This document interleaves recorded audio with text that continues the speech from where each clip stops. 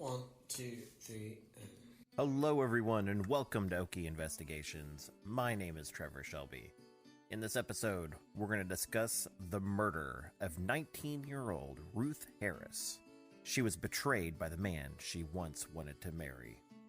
In this episode, we'll discuss what happened, why, and what's happened since.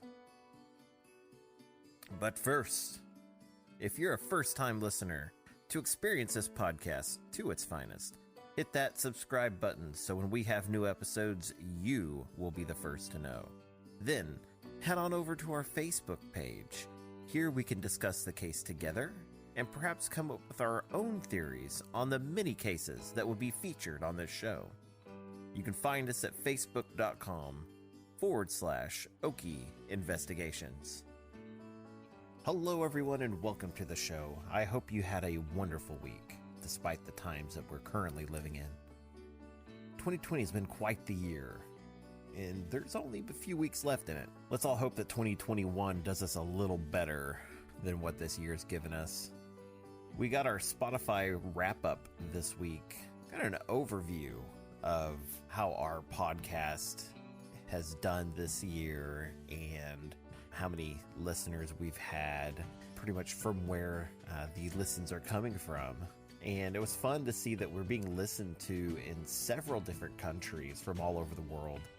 It's pretty cool for a podcast that is pretty generalized for our little state. But that's Oklahoma, isn't it? We're a state that's kind of thrown together with people from all over the world. So if you're listening from another state or another country, hop on over to our Facebook page and let us know where you're listening from. We'd love to hear from you. We've been buckling down and researching some pretty interesting cases here at the OIHQ.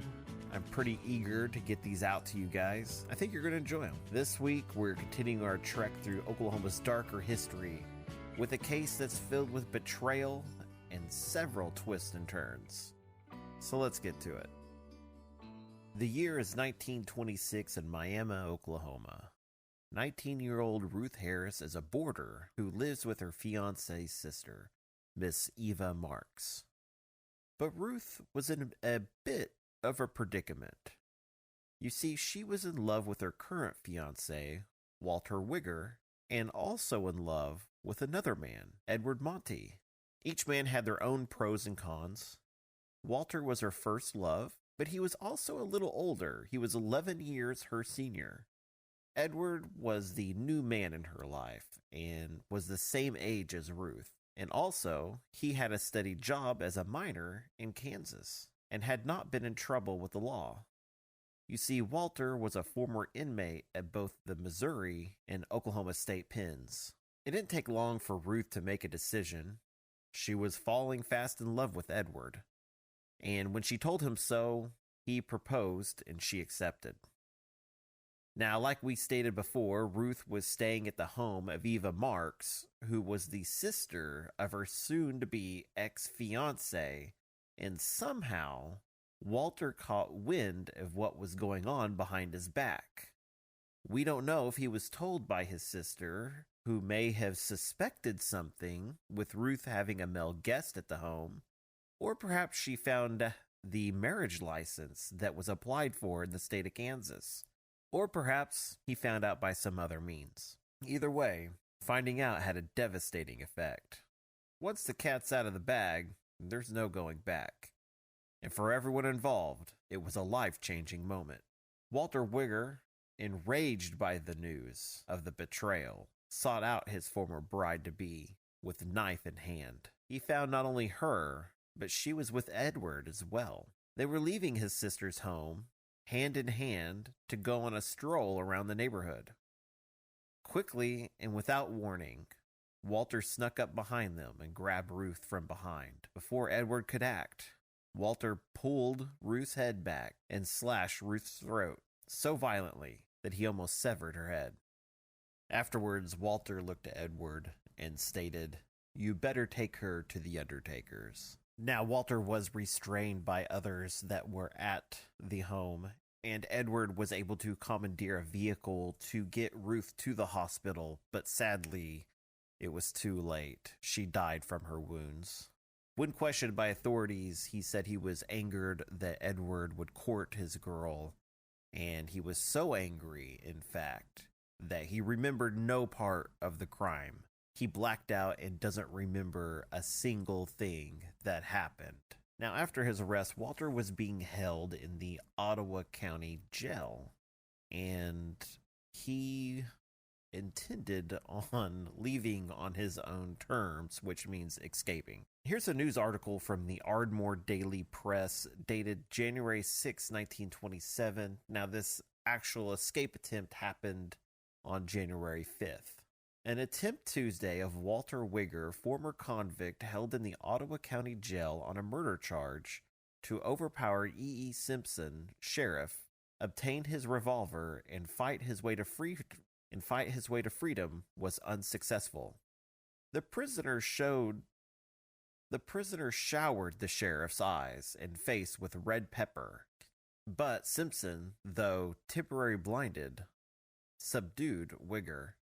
The attempted break occurred shortly after the sheriff had ordered his deputies to make some changes in the quartering of prisoners. Tuesday, Sheriff Simpson told Bert McGee, undersheriff, and George Payton, jailer, to change Wigger from a back cell to a front cell.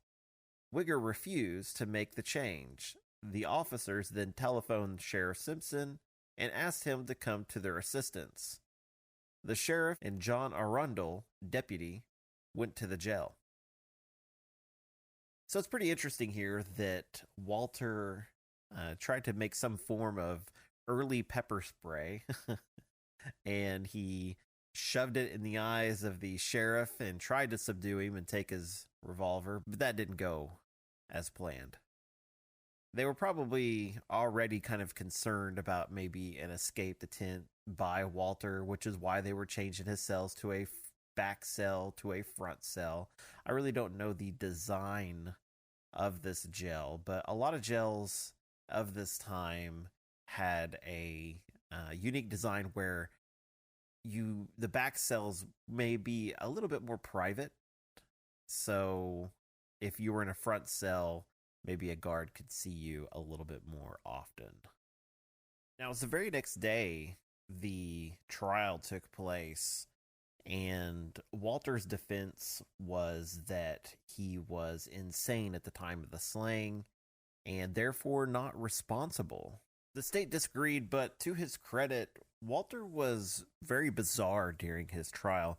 He was often sneering at those who testified against him, and it looked like he almost took pleasure whenever Edward had to take the stand and testify against Walter. They said that he was visibly happy whenever Edward had testified, that he was actually afraid of Walter. So January 6, 1927 was the trial. By January 7th, the very next day, it was given to the jury. The jury found Wigger guilty and fixed his penalty as death. As the clerk read the verdict, tears came into Wigger's eyes. After learning his fate, he turned toward the jury and said, "Gentlemen, I thank you. I could not expect anything else."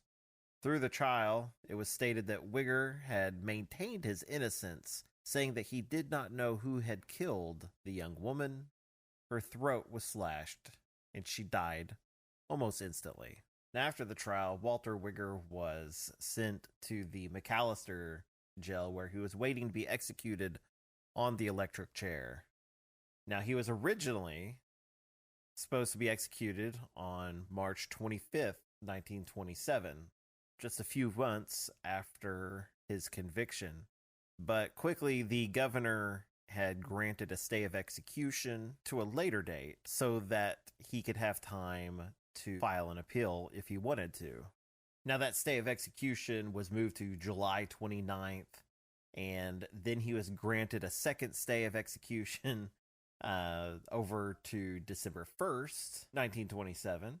All the while he was filing appeals that he was not sane at the time of the murder, and he should not be held responsible for what happened. Now, the state did do their part. They actually sent him to be evaluated along with some other inmates. And what was interesting to find out was there were about 5 inmates that were going to be executed all on the same day. And out of those 5, 2 of them were actually deemed insane. And their executions were then canceled, and they were moved to a facility to, I guess, properly take care of them, I guess, for the time.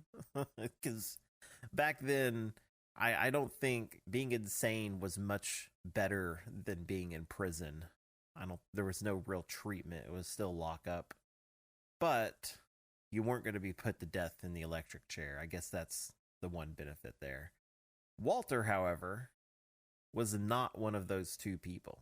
In December, after the state determined that he was sane, the governor let the press know that he was not going to intervene further in this case. But they did hit one kind of a weird snag. So they had kind of a lapse in the stay of executions. And the court had to reaffirm the death penalty, which gave the attorneys another shot at maybe getting that overturned. They tried very hard. They argued their case, and the court once again decided that Walter would be put to death. Now, I always find it interesting to read about how the death sentence was carried out. And seems like with McAllister, everything was kind of the same. They would always bring their friends and family and then the press in, and they would get ready because they would have a series of executions typically. And so they would bring out the first person. They would give that person a chance to talk to the warden, and then they would have a chance to address the gallery. And so this is kind of how things were reported at the time. This is from the Blackwell Journal Tribune, dated June 29th, 1928. Walter Wigger, murderer of his sweetheart, Miss Ruth Harris, in Ottawa County, was the first to be electrocuted. Calmly smoking a cigarette, he walked alone to the death chamber and behind the steel cage, where he was asked by the warden if he had anything to say. "I have nothing for these people. I have had enough publicity, and I ask they not be allowed to be here," Wigger stated with anguish. 5 men strapped him to the chair, and working quickly, they adjusted the electrodes. Rich Owen, the executioner, applied the 2,300 volts at 12:09 o'clock. Wigger was pronounced dead at 12:12 o'clock. Once again working quickly, Wigger was removed from the chair and carried to a cot in the adjoining corner. With the body out of the way, they then proceeded with the other executions.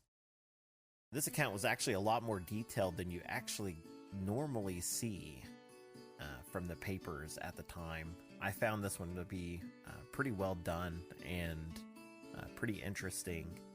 Walter did not want an audience for his death, but that's exactly what he got. It's a shame that he could not let go or move on with what was going on in his life at the time. Seems like Ruth and Edward were really getting ready to start their lives together, and it's pretty sad that that never happened. I want to thank you all for joining me today for this story of Oklahoma's darker history. Be sure to subscribe to the show. It's pretty important, and it helps us out quite a bit with the algorithms and how we appear on these search pages. One of the benefits is when we have new episodes, you would be the first to know. I'll see you guys next Sunday, and I hope you all have a wonderful week. See ya.